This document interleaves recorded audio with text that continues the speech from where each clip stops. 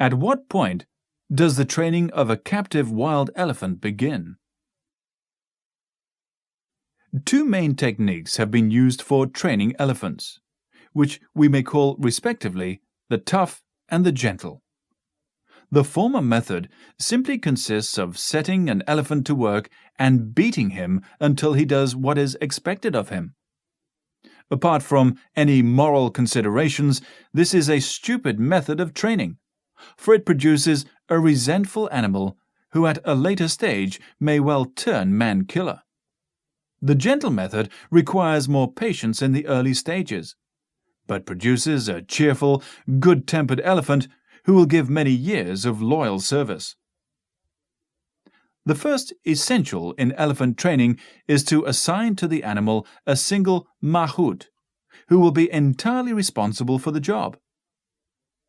Elephants like to have one master, just as dogs do, and are capable of a considerable degree of personal affection.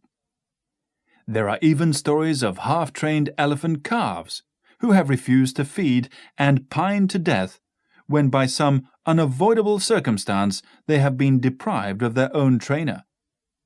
Such extreme cases must probably be taken with a grain of salt, but they do underline the general principle that the relationship between elephant and mahout is the key to successful training.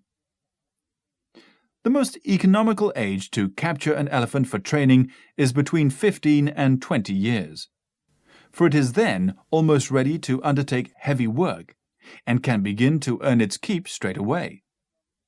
But animals of this age do not easily become subservient to man, and a very firm hand must be employed in the early stages. The captive elephant, still roped to a tree, plunges and screams every time a man approaches, and for several days will probably refuse all food through anger and fear. Sometimes a tame elephant is tethered nearby to give the wild one confidence, and in most cases the captive gradually quietens down and begins to accept its food. The next stage is to get the elephant to the training establishment, a ticklish business which is achieved with the aid of two tame elephants roped to the captive on either side.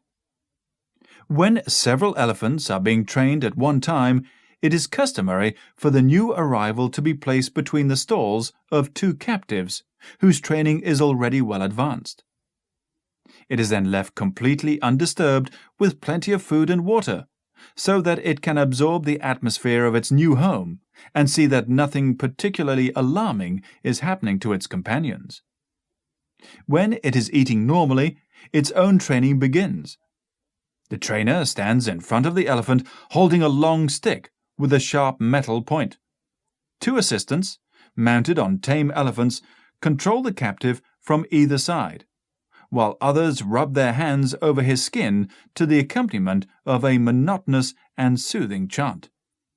This is supposed to induce pleasurable sensations in the elephant, and its effects are reinforced by the use of endearing epithets, such as "Ho, my son," or "Ho, my father," or "my mother," according to the age and sex of the captive.